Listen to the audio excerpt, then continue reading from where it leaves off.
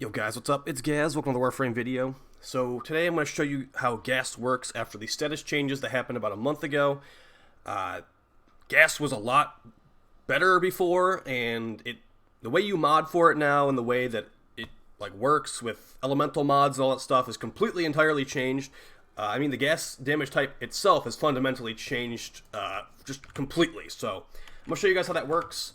But before we get into that, I'm going to just quickly remind you guys that to follow the Twitch channel, twitch.tv/gaz_ttv. No streaming schedule, so as long as you follow the channel, you'll probably have a good chance of checking the streams live when we do them. And then beyond that, someone called me a white knight in the comment section the other day, so we're going to have a rant section at the end of the video about gas damage, because, wow, they really effed it up. Alright, let's get into this. So, I'm going to show you the build right now. And I also want to give you a mini history lesson on gas damage. So basically before, gas damage would, when you would proc it, it would create a 3-meter radius gas cloud in the area, and that gas cloud would be creating toxin damage ticks, like damage over time ticks. Now they have changed it where there is no element of toxin to gas. So where before you could run a plus toxin damage mod to increase the ticks, the damage ticks. Now that is not the case. Plus elemental damage does literally nothing to the damage ticks now. So people who rolled Rivens for plus toxin basically get wrecked. It is not really useful at all. It increases the proc likelihood probably, but as you see right here, 1078. And that is a 3-meter radius to start off with, I believe, and it will scale all the way up to 9-meter radius. That guy's taking 586. Crits will increase it. Now, and I'm also running a primed Bane mod against the Infested, because the Infested are the only people, or the only enemies I would remotely even recommend running this elemental against, because it really got hurt that badly. So let's just confirm that here. I'm going to put on primed heated charge. We're getting about 1,008 damage per shot before. I'll just put on a bunch of elemental damage right there, and it's not going to do anything. Now, of course, multi-shot is going to help you. Let's throw some multi-shot mods in here. I'm just trying, this build is just to showcase how it works now. So, let's do that.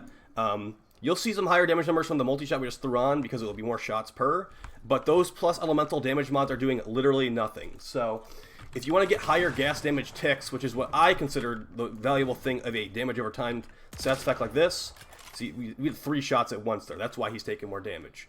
You're going to actually want to run multi-shot, you're going to want to run damage, and the plus elementals are worthless. So,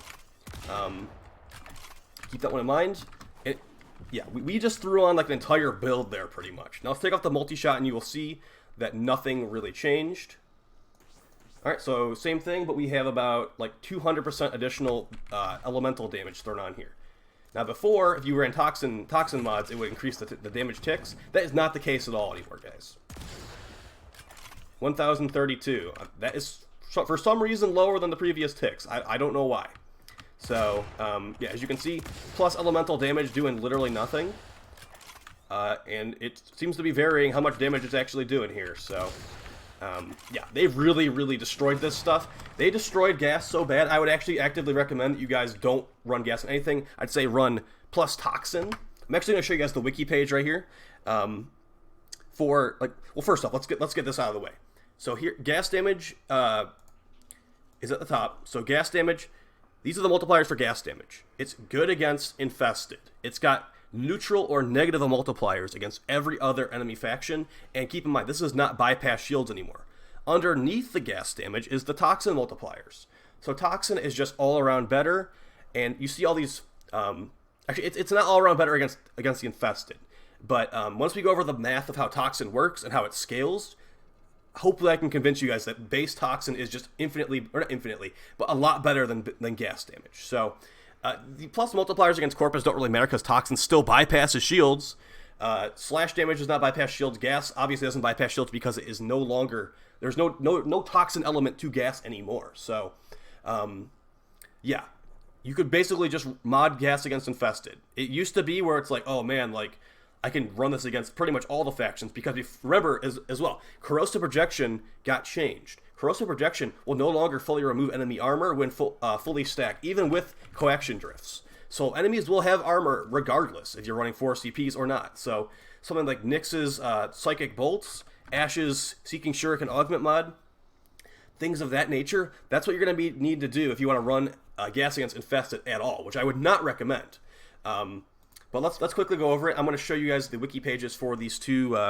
By the way, shout out to the guys who update the wiki. You guys do a great job.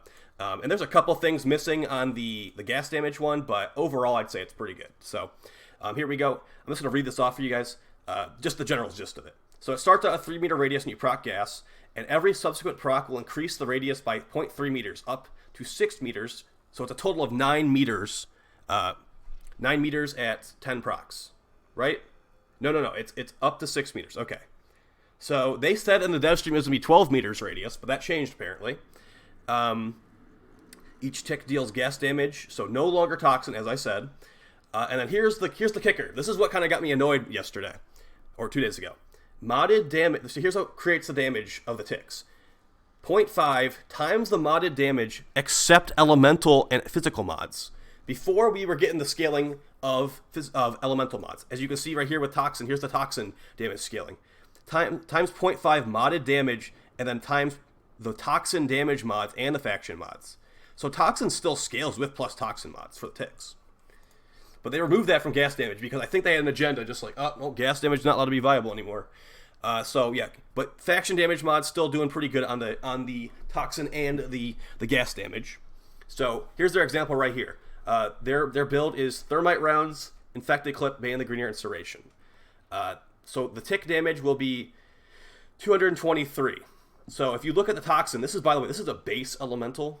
Their build is actually, it's one less mod than the other build. And they're getting 425 damage ticks with their simulated damage test here. Pretty much half the amount of damage as gas damage. And by the way, this goes through shields. So they removed an entire element of scaling from gas damage, and I'm a bit annoyed by it because before, like, there was a lot of min-maxing you could do with gas damage where it's like, for example, my Kuva Brahma video that I probably should just take down at this point because it's completely inaccurate. But I mean, that is Warframe content creation for you. What we would run is I'd run every toxin plus toxin mod. Since I had base heat, I could throw this on there. As you see right here, there's the critical builds. I got a Bane on my Riven. I got a Bane on. I could throw a Bane mod on the build itself, and then it's got crits and stuff too. This was really good. It's like dot Grenier bow. You can even put Hunter munitions on here too. I believe I did that in the video actually. That was really good min-maxing, and now all of those elements of it are completely gone. Like, honestly, like I said, don't mod for gas. I'll quickly show this on some Grenier. Let's put on Hunter munitions because I know Hunter.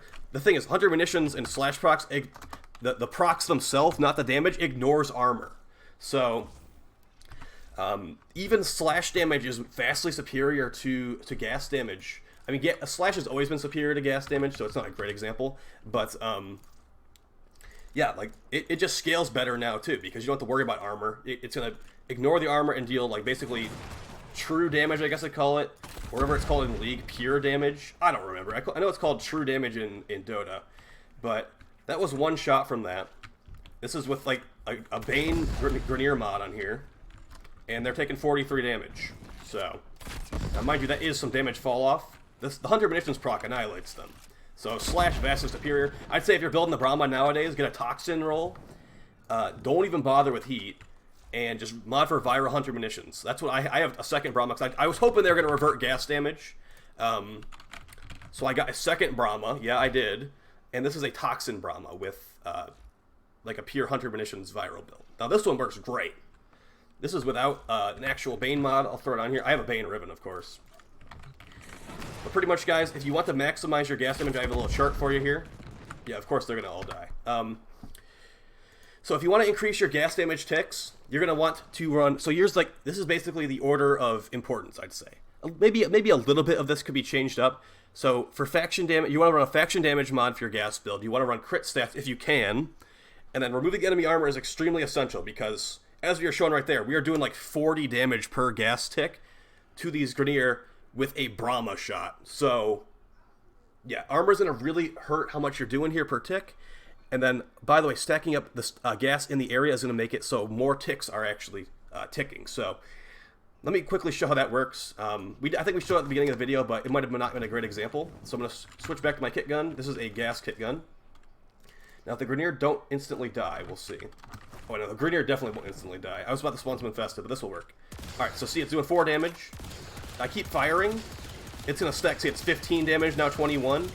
So you can actually still stack up the damage, like the damage tick dots in the area, but they have really low duration. And now, see, if we remove their armor, let's see how that goes. Now we're doing about 400 plus damage with the ticks. So that's the thing. I'd say just don't even bother with gas at all. They really destroyed it. But yeah, if you get crits and stuff, if you remove all their armor, it's going to make it less terrible, but it's still going to be terrible if you ask me. I'd say definitely mod for pure Toxin if you're trying to go for a dot build.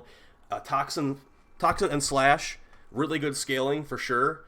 And then if you stack up Viral on the enemy too, all those ticks are going to be getting multiplicative damage buffs from the Viral effect itself. So this is basically just a general gist of what I've been talking about here. And then now let's go over it. So since someone called me a White Knight, I have to prove that I'm not a White Knight apparently. So let's start off with this. As I said, Toxin vastly superior, which is not surprising since Toxin was literally what was carrying gas damage before in the first place. Because we looked at those multipliers, it was some BS.